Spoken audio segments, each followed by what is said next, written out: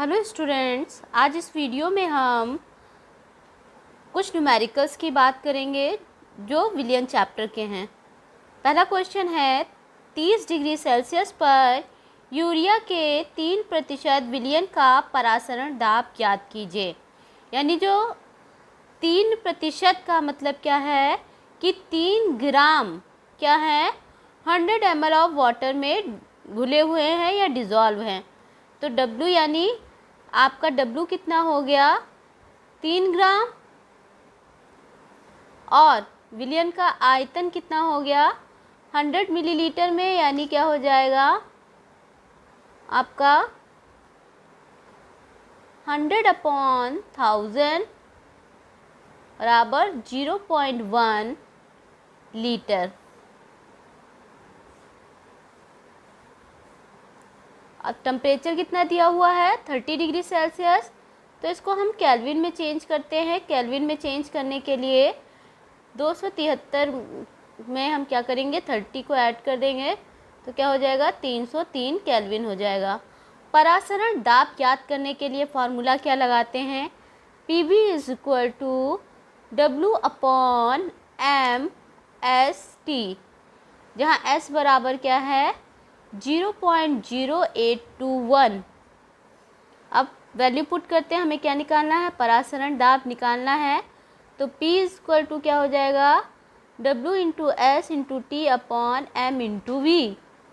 W कितना है 3 ग्राम, S क्या है 0.0821 इंटू T कितना दिया हुआ है 303 केल्विन अपॉन M किसका है, हमें निकालना है यूरिया का। तो यूरिया का फॉर्मूला क्या होता है NH2CO NH2। तो यूरिया के में कितने हैं, यानी 2 गुणे नाइट्रोजन का परमाणु भार कितना होगा 14, प्लस हाइड्रोजन कितने हैं 4 × 1, प्लस कार्बन कितना है आपका 1 12, प्लस ऑक्सीजन कितना है 16। इसको ऐड कर लेंगे तो आपका 60 आ जाएगा, यानी 60 इंटू आयतन कितना दिया हुआ है 0.1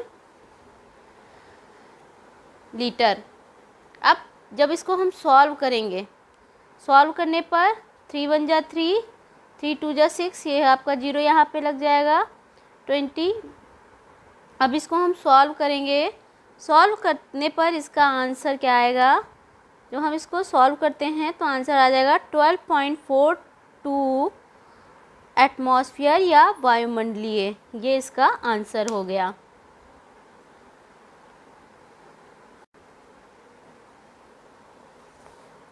नेक्स्ट क्वेश्चन दिया हुआ है आपको, पानी का वाष्प दाब 25% कम होने के लिए 100 ग्राम पानी में कितना यूरिया विलय करना होगा, विलयन की मोललता भी ज्ञात कीजिए।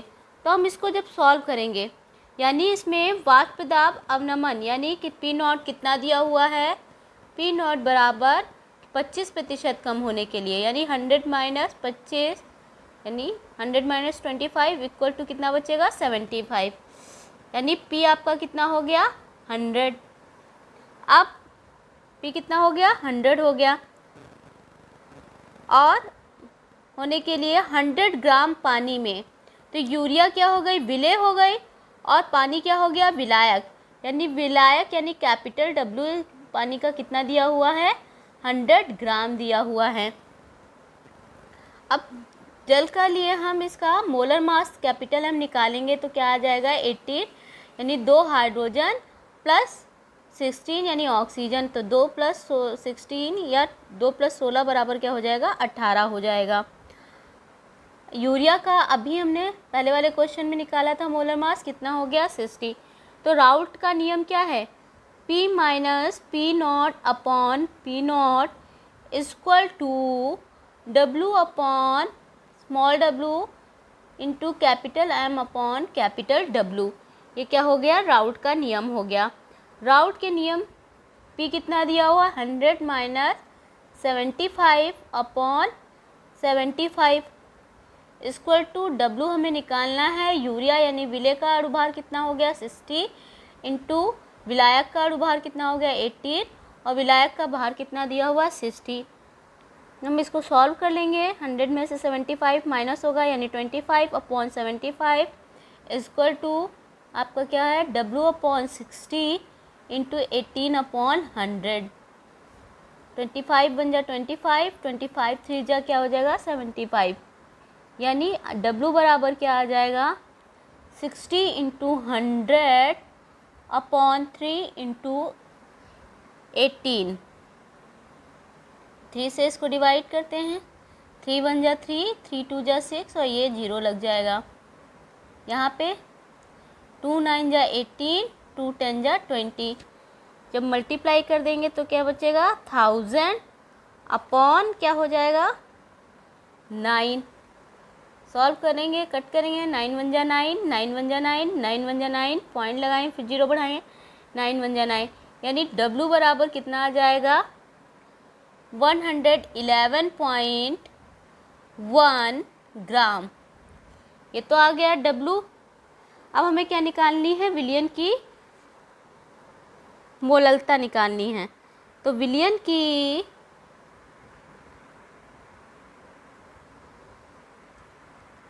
मोललता इक्वल टू कितना हो जाएगा विलयन की मोललता W इंटू 1000 अपॉन क्या हो जाएगा small m into capital W। यहाँ पे विलयन की मोललता इस फॉर्मूले से निकालेंगे। विलयन की मोललता बराबर W into 1000 upon m into W। W कितना आया 111.1 इंटू 1000 अपॉन स्मॉल m कितना है यूरिया के लिए रखेंगे 60 और विलायक कितना है आपका 100 ग्राम। जब सॉल्व कर लेंगे, सॉल्व करने पर इसका आंसर कितना आ जाएगा 18.51। सॉल्व करेंगे इसको, सॉल्व करने पे आंसर आ जाएगा 18.51 मोल प्रति किलोग्राम।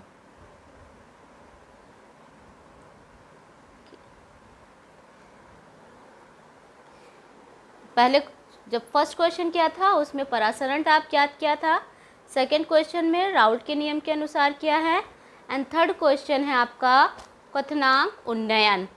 क्वेश्चन है, क्वेश्चन दिया हुआ है 12 ग्राम ग्लूकोज को 12। नेक्स्ट क्वेश्चन नंबर 3 आपको क्या दिया हुआ है 12 ग्राम ग्लूकोज को 100 ग्राम जल में घोलने पर विलयन के क्वथनांक में 0.34 डिग्री सेल्सियस की वृद्धि हुई। यानी क्या हुआ क्वथनांक में उन्नयन हुआ। जल के मोलल उन्नयन स्थिरांक की गणना कीजिए। तो जल के मोलल उन्नयन स्थिरांक की गणना करनी है आपको। तो जल के मोलल उन्नयन स्थिरांक की गणना यानी इस क्वेश्चन में आपको क्या दे रखा है डेल्टा टीबी यानी क्वथनांक उन्नयन कितना दिया हुआ है 0.34 डिग्री सेल्सियस। अब ग्लूकोज के लिए जब हम अणुभार निकालेंगे तो ग्लूकोज का फॉर्मूला दे रखा है C6H12O6, इसका अणुभार आएगा 180। यानी ग्लूकोज का अणुभार कितना हो गया 180 हो गया।